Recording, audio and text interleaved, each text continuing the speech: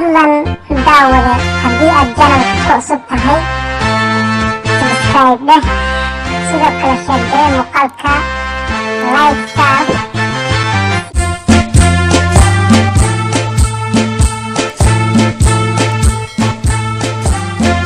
السلام الله عليكم ورحمة الله وبركاته أصحاب قيمها بدن وكسو دوادا شيكدي لما قعب حدي بروغو إيو ميدب كورجعي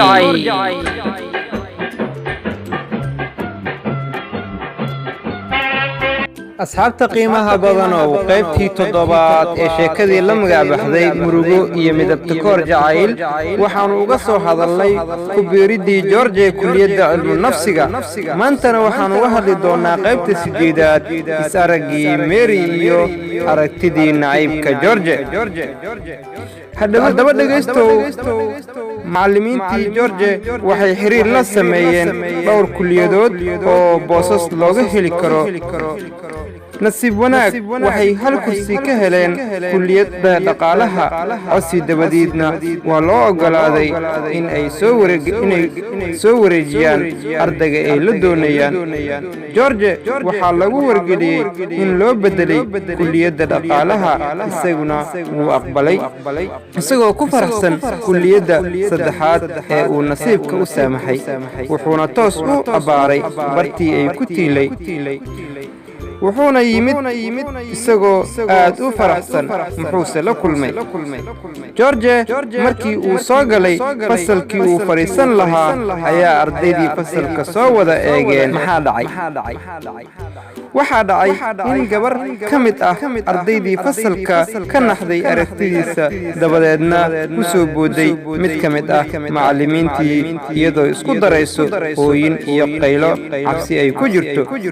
markii wax laga weydiiyey sababta ay u qaylinayso ayay ku jawaabtay maxay kani waraabe miyaa waxaan ka baqayaa inuu i cuno maba arki karo waa arrin cusub oo George ku soo korortay isna arag in laga naxay wuxuuna isbarbar dhigay farqiga u dhaxeeyo kulliyadii uu ka soo boqolay iyo midda uu hadda martida u yahay bal waxa xiga gabadha ka argagaxday George waxaa lagu magacaabaa Mary Muri George isagoo soo gocanayo dhibaatadii hore uu kala kulmay xilliyadiisii dugsiga dhexe iyo isku daygiisii isdilo ahaa iyo ka badbaadidiisii iyo guushii imtixaanka dugsiga dhexe iyo sare iyo isagoo muddo 7 sano ah aan la kulmin murugo midabta koor cadaalad xumi ayuu halkani kala kulmay arrin soo xususay midabta koorkii uu islahaa waad ilowday waxaana dibnihiisa ka soo baxay erayadan tiiraanyada xambaarsan markii aan kurayga ahaa iskuulkii aan dhigan jiray kaalmaha hore ka geli jiray karkar aan la soo kacay aqoontaydu korortay kor u soo kacaan lahaa yaa la isku kaykaashado hubkana la iga jebiyo yuu kicin la yiriyo halkiisa ha kuudado kadhow 2 saar 4 kol markaan kufay qurbana ay ihayso wax ikabaayana ay jirin kadeed aan ku noolahay naftan inaan kawsiiyaan ku fikiray keligay kadib waan baxsadayo baadiyaan u baxayo geed baaxad weyno meel bannaana ku yaalaan laantiisa bidixda harigii la beegsaday waxaan ahaa nin baahanoo daalba ani haayee hurdaan baash ula dhacay goor barqo ay tahay ayaan soo baraarugay baalahayga baan dayay boqolaal quraanjaa isha bilic ku siiyo inay geedka fuulaan yay markiiba boobeen meeshiina baneeyeen mid baa fuuli weydo marar badani bab soo tiri dabadeed bedelato boos kale u baydho korna ugu boqosho beegsatay bahdeedii badbaado allaa lehe nafta aan badbaadayn horaa looga boobsiiyaa midii la badbaadinayana baryaa la baxnaaniyo cashir baana ii baxay nafta aan ku badbaadsho ku bedelo dibkeeda waa inaan boqolaa dibna aan u laabtaa iskuulkaygan baasoo aan ka baasi waayey waa inaan ka baydhaa iskuul kale ku biiraa inaan baasi doonaa ka ogsooni beerka baal kale anoon dayin yaan beegsaday iskuul kale arday kala ku biidho durbadiiba baasay dugsi saraan ku biidhay bannaankan u soo baxay waana la i bogaadiyey dugsi sare ka baxayo jaamacad baan bilaabo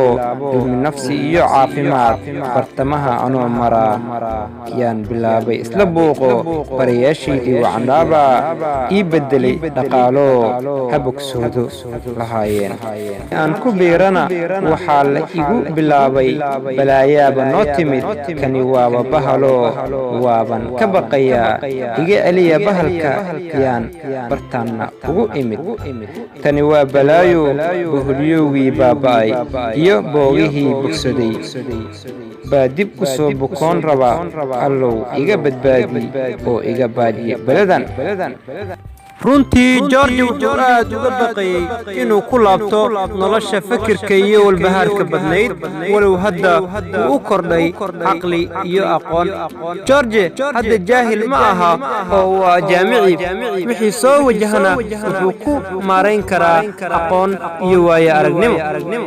George wuxuu kala kulmay kulliyadii uu ku biiray ee dhaqaalaha George maalintii ugu horeysayba wuxuu la kulmay nacayb uga yimid gabar fasalka dhiganaysa oo la yiraahdo Mary waxay u aragtay wiilkan inuusan ahayn dad ee uu yahay bahal waa siday la noqotay sababtoo ah maalintaasi ka hor may arag qof madow oo noocan oo kale ah taasi ayaana keentay inay ka argagaxdo oo ka boqdo habeennimadii Mary waxay bilowday inay ku soo sasto wiilka madow ee ay maanta aragtay iyadoo oranayso waa waraabe iga celiya wuu cunayaa iyo ereyo kale oo la mid ah aroornimadii ayay aabaheed Mary u sheegtay inaysan aadayn kulliyadda sababtoo ah waraabe ayaa fasalka naloo soo geliyey mana dhiganayo kulliyadda haddii aan laga bixin maalinta Mary ma aadin kulliyadda waxaana baxay aabaheed oo u tagay macallimiintii shirna la qaatay isagoo u sheegay waxa ku soo kordhay inantiisa Mary oo ah cabsi ay ka qabto wiilka madow ee fasalka la keenay sidaa daradeed waa in macallimiintu go'aan ka soo saaraan xallinta arrintan isagoo ku hanjabay in aan gabadhiisa kulliyadda uga go'aynin wiil madow oo Afrikaan ah isla markiiba waxay macallimiintii go'aamiyeen in George loo labiso uniform isagoo dhan qariya oo aanay gabadha ka arkaynin muuqaalkiisa arintii oday Mary waa uu ku qancay George-na waa loo sheegay isna wuu aqbalay George wuxuu soo labistaa uniformka isku tolan oo u eg midka ay gashadaan ragga ka shaqeeya korontada ama dibdemiska taasoo loo yeelay in labadooda midna waxbarashada uusan seegin macallimiintii dadaal bay ka ahayd nin bayse dhibtiisa ahayd George waxba uma arag arintan soo korortay uu arkaa in la midabta kooreeyo nacaybkuna wuxuu ku koobnaa Mary iyo in kaloo aan muujinayn wuxuuse isku qanciyey mahmaahdii oranaysay maslaxadaada masale iiba loogu seexdaa wuxuu kaloo aaminsanaa inuu si farsamo ah u xalliyo wixii soo wajaha inta uu ku jiro kulliyadda halka Mary ay u muuqatay inan faraxsan oo guul ku jiifta haddaba farxadani ma noqon doontaa mid sii waarta George wuxuu uniformka gashadaa marka uu kulliyadda soo galo ilaa xilliga fasaxa kadibna wuxuu dhigtaa meel George maalmihii ugu horeeyayba dhib ayuu kala kulmay waxaana ku dhashay inuu xalliyo arrintan isagoo kaashanayo aqoontii uu kala yimid kulliyadda cilmu nafsiga haddaba dhegaystayaal waxaa intaasi inoogu eg qaybtii sideedaad ee sheekadii la magac baxday murugo iyo midabta koor jacayl waa halabuurkii abwaan cabdullaahi macalin axmed timacade iyo tabintii anigoo ah cabdullaahi maxamed cabdi CMC oo idin leh sidaas iyo nabadgelyo.